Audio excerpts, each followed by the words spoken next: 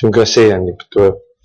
Saya pertama sekali saya ingin turut juga rakamkan kesalnya atas penahanan YB Lembah Pantai semalam, yang bagi pihak kami adalah satu ugutan kepada dan ancaman kepada imuniti seorang ahli parlimen yang patut kita bersama-sama kutuk, kerana sepatutnya kalau seseorang ahli parlimen telah melanggar peraturan, itu adalah kuasa speaker untuk merujuk kepada hak kebebasan dan keistimewaan, bukan pihak polis untuk masuk campur dalam perkara ini. Pada masa yang sama, ini bukan kali pertama kerana dengan ketidakhadiran Ketua Pembangkang yang telah diisytiharkan bahawa dia masih seorang ahli parlimen dan juga Ketua Pembangkang telah dihalang untuk menghadiri parlimen oleh pihak penguatkuasa atau eksekutif. Ini sekali lagi kita menunjukkan tidak memberi penghormatan yang sewajarnya kepada urusan parlimen. So, saya ingin rakamkan kekesalan saya terhadap Menteri Dalam Negeri kerana tindakan-tindakan ini telah menunjuk kepada muka dunia bahawa Malaysia tidak mempunyai kuasa eksekutif kuasa legislatif yang bebas dan independen. Saya juga turut ingin juga ingin dapat penjelasan daripada Menteri Dalam Negeri. Pagi ini saya terima satu jawapan bahawa soalan saya tentang untuk mengetahui apa perjanjian yang kita telah menandatangani sehingga kita harus membekalkan maklumat kepada pihak Amerika Syarikat tentang aktiviti jenayah kita. Jawapan itu langsung tidak sentuh perjanjian yang ditandatangani oleh Malaysia, tapi sebaliknya saya dimaklum bahawa surat kepada FBI itu adalah atas permohonan firma guaman yang mewakili Paul Pua untuk memberi penjelasan. Saya ingin tahu kenapa firma guaman yang mewakili Paul Pua, dan Paul Pua bukan seorang warga Malaysia, yang mewajibkan Malaysia untuk menjelaskan aktiviti atau kegiatan jenayah atau yang disyaki dilakukan oleh Paul Pua ini.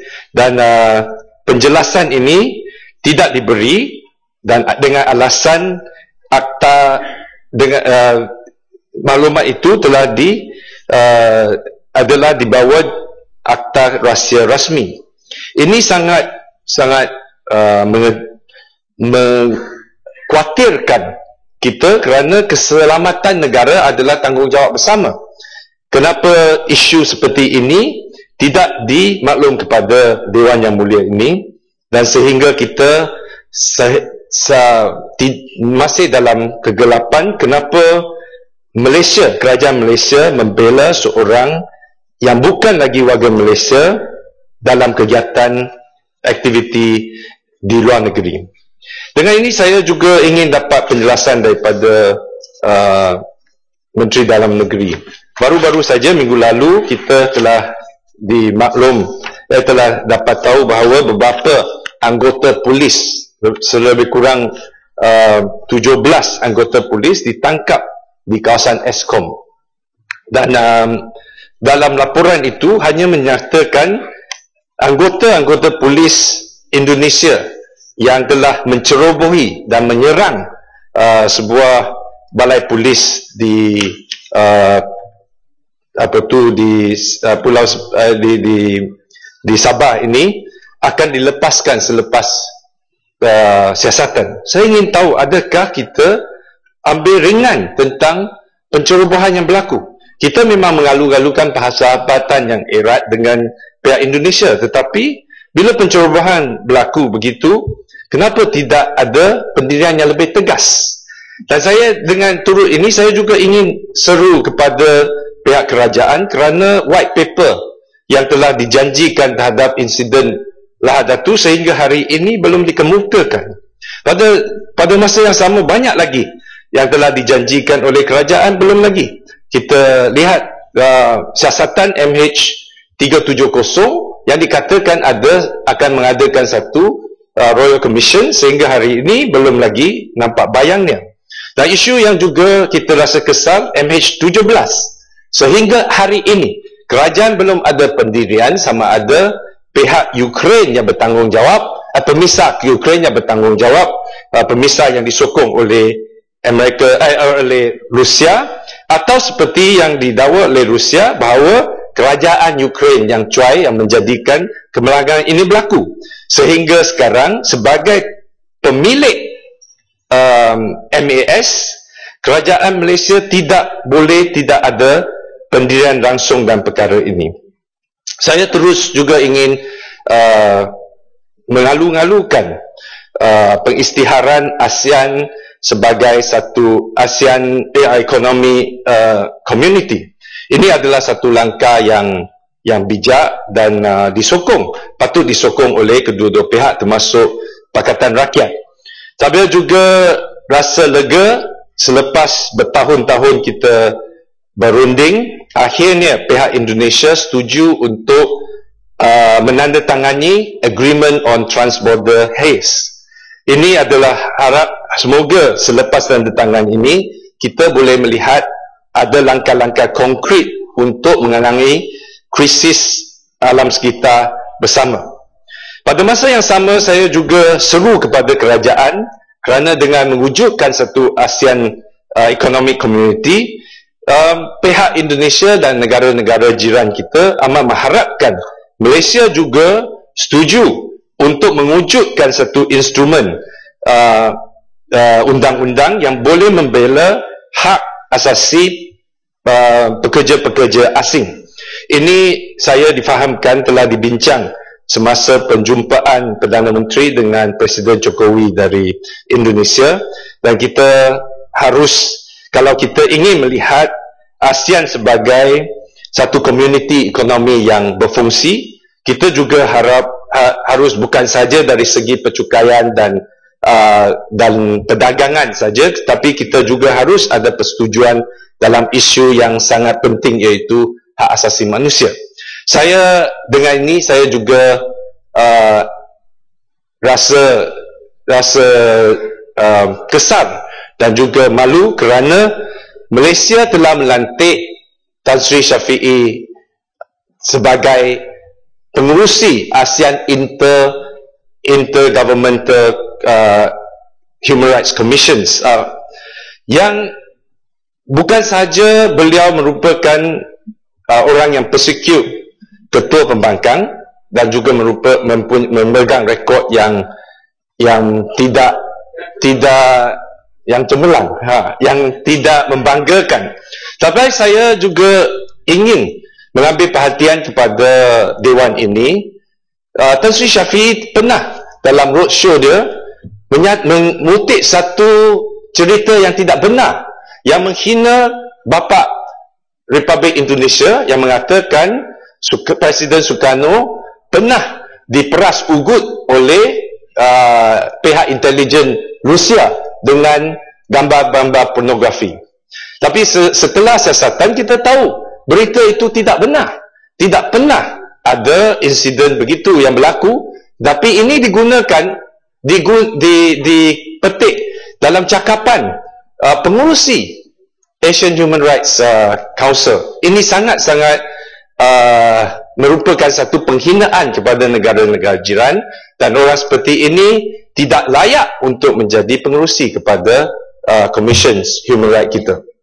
Seterusnya saya juga ingin mengambil perhatian, kalau kita ingin mewujudkan satu ASEAN Economic Community yang sihat, kita juga harus membentaskan rasuah dan korupsi yang merupakan prioriti kepada banyak negara-negara ASEAN.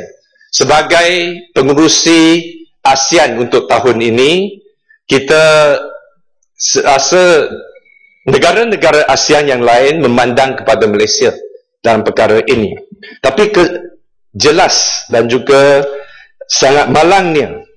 Isu 1MDB merupakan satu isu yang mencemarkan imej Malaysia. Sehingga sekarang kita tidak dapat satu gambaran yang jelas. Kenyataan-kenyataan yang dikeluarkan oleh baik pun pihak Perdana Menteri sebagai dan juga selaku merangkap Menteri Kewangan sangat mengelirukan kita. Kita telah dikejutkan dengan laporan dalam bukan saja Sarawak Report tetapi New York Times dan Sunday Times tentang pelbagai perkara yang mencurigakan kita tentang integriti sebuah syarikat yang mewakili imej Malaysia di pasaran antarabangsa. Kita telah dapat maklum penafian beberapa kali di Dewan ini dan juga di luar Dewan ini bahawa Jolo tidak ada peranan dalam 1MDB. Syarul Hamid, mantan CEO 1MDB, pernah menyatakan categorically dengan izin zero involvement of Jolo dalam 1MDB. Tetapi dalam surat yang dikeluarkan oleh peguam yang mewakili Jolo telah mengatakan bahawa peranan Jolo pernah dia dalam 1MDB ialah he was consulted but not involvement in any criminal activity. Kalau dia di-consulted bermaksudnya bukan zero involvement. Kalau CEO 1MDB, bekas CEO 1MDB katakan zero involvement, maksud dia telah mengelirukan kita atau membohong dalam perkara ini. Dalam pengakuan Jolo sendiri telah dalam email-email yang telah didetakkan telah mengatakan Perdana Menteri memberi kelulusan untuk deal yang dilakukan di antara 1MDB dengan Petro Saudi. Dan dalam email ini juga ada pengakuan bahawa dia mempunyai kuasa sepenuhnya untuk menandatangani deal ini kerana Perdana Menteri telah meluluskan dan yang juga Menteri Kewangan telah meluluskan loan ini dan tidak perlu melalui bank negara. Saya ingin dapat penjelasan sama ada perkara-perkara ini adalah benar atau tidak. Dia harus keluar daripada mulut mantan CEO 1MDB yang patut dipanggil balik dalam sama ada dalam PSC atau di bawah siasatan polis. Dalam perkara yang jelas juga kita dapati bahawa wang yang telah dipinjam telah ditransfer kepada sebuah syarikat yang dinamakan Good Star yang berpengkalan di Seychelles, iaitu sebuah negara di lautan Afrika yang dimiliki oleh Jolo. Perkara-perkara ini tidak boleh dijelaskan tanpa kita dengar dari Menteri Kewangan sendiri. Walaupun bagaimanapun sehingga sekarang kita nampaknya polis begitu cekap bertindak terhadap ahli-ahli parlimen kepada pihak-pihak pembangkang, tetapi isu yang melibatkan skandal yang begitu besar sekali tidak ada sebarang tindakan yang tegas dari pihak berkuasa.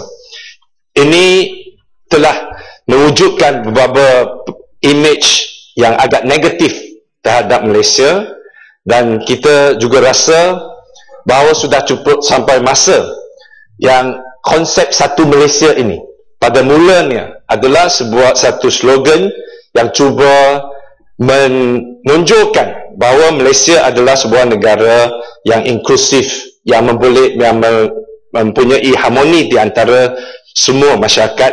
Tapi hari ini satu Malaysia ini seolah-olah konsep ini sudah bankrupt dan dicemar oleh skandal yang berlaku di satu MDB.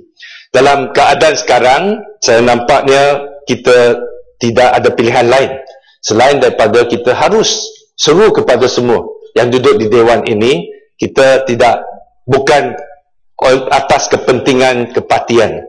Saya sendiri jarang bersetuju dengan Tun Mahathir dulu. Saya menganggap beliau adalah seorang Perdana Menteri yang telah banyak melanggar hak asasi manusia. Tapi ada perkara-perkara tertentu yang kita harus juga mengenepikan perbezaan politik. Dan saya rasa kalau Tun Mahathir, Tun Daim dan juga ramai lagi tokoh-tokoh termasuk Gua Musang tadi telah menyatakan bahawa sudah tiba masa kita perlukan satu perubahan dan Perdana Menteri harus letak jawatan. Saya agak itu satu seruan yang tepat sekali dan kita rasa bukan kita tak sabar untuk tunggu pilihan raya yang akan datang. Sudah tentu dengan pelbagai skandal ini, dengan pelbagai penyelewengan yang berlaku, banyak bahan untuk Pakatan Rakyat serang Barisan Nasional untuk pilihan raya yang akan datang. Tetapi untuk selamatkan keadaan, saya rasa tidak kita boleh tunggu lagi 2-3 tahun membiarkan keadaan menjadi lebih buruk dan sudah sampai masa Barisan Nasional harus tunjukkan seorang pemimpin yang baru. Betul. Dan kita boleh menjadikan asas untuk kita bersama-sama menyelamatkan negara. Correction Batu. Tadi masa yang Mak Mulia Gua Musang berbahas, saya tak perasan Batu ada, saya ada di sini. Yang Mak Mulia Gua Musang, YB Gua Musang tidak pun suruh Yang Berhormat Pekan letak jawatan dalam teks perbahasan beliau. Jadi saya rasa saya tidak sebut Yang Berhormat Batu. Yang Batu tadi sebut tadi ada. Saya kata jarang saya setuju dengan Tun Mahathir mengelirukan rakyat, mengelirukan Dewan Yang Mulia. Saya minta Batu tarik balik. Saya minta Batu tarik balik berkaitan dengan Yang Mulia Gua Musang kata Pekan letak jawatan. No. Okay. You kena dapat jalan mislead. Tak boleh. Ini this is my flaw. Let me jelaskan. Ya, Muhammad Balin. Saya ingin jelaskan. Saya ingin jelaskan di sini bahawa saya tidak menyebut nanti dalam YouTube mereka mengatakan Yang Mulia YB Gua Musang telah menyatakan Pekan Muhammad Balin. Tak boleh peluang kepada Yang Batu untuk jelaskan. Saya ingin jelaskan, saya tidak sebut Gua Musang suruh YB Pekan untuk letak jawatan. Saya kata dalam keadaan sekarang kita setuju bahawa negara kita dalam keadaan krisis. Dan saya terus menyatakan jarak pandangan setuju dengan Tun Mahathir dengan Tun Daim. Tetapi saya rasa sudah tiba masa semua pihak termasuk Barisan Nasional menyedari keseriusan keadaan sekarang dan kita rela untuk bekerjasama atas kepentingan negara dan kita seru supaya insaflah Barisan Nasional untuk tunjukkan seorang pemimpin yang baru yang mempunyai imej yang bersih, yang boleh meyakinkan rakyat bahawa saya sebut jarang Gua Musang mengeluarkan ayat-ayat yang kritikal terhadap Barisan Nasional, tetapi saya tidak misquote Gua Musang bahawa dia seru Perdana Menteri letak jawatan. Saya jelaskan kalau itu menyebabkan keliruan, saya ingin membetulkan. Yang penting sekarang bukan saja pihak Barisan Nasional mempunyai tokoh-tokoh yang seru supaya Pekan letak jawatan. Ribuan rakyat di luar setiap hari berhimpun. Tak betul. Itu semua untuk membantu. Ini flaw saya. Yalah, tapi kalau saya menyatakan YB kalau lebih ramai lagi rakyat akan bangkit sebagai ahli Dewan yang mulia ni untuk menyeru supaya YB Pekan letak jawatan.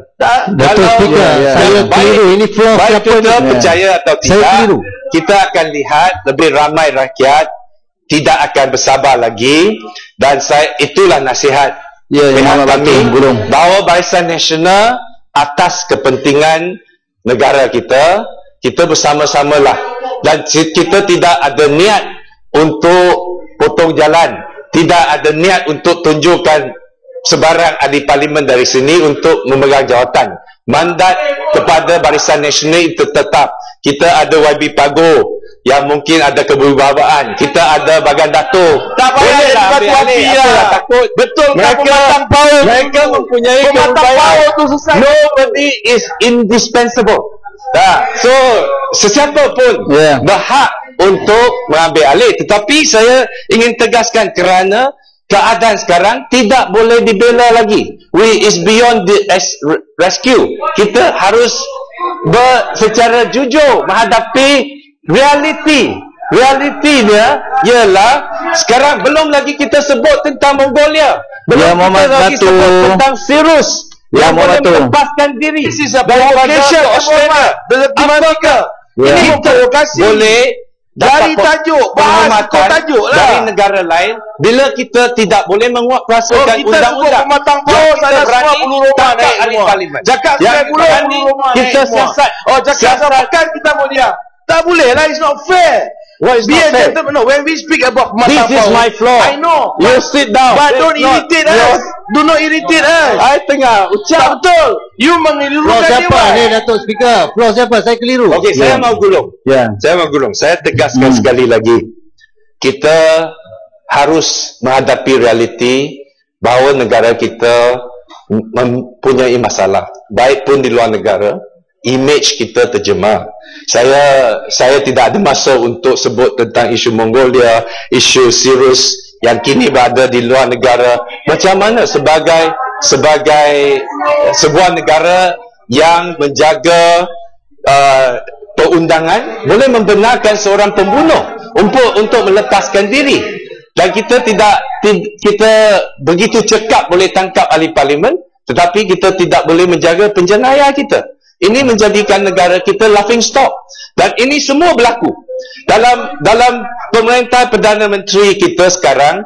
Tidak kurang daripada 15 ahli parlimen disiasat atau ditangkap untuk pelbagai aktivitis. Tidak lagi adun-adun lagi. All these thing merupakan satu perkara. Okey. Sang sikit. Ya, Imam Batu. Saya dah benarkan 5 minit lebih ni. Setengah minit. Terima kasih. Sepatutnya tak payah celahan ni. Ini penting ni. Semua penting. Ya, penting. Baling mengaku penting ni. Duduk yang betul.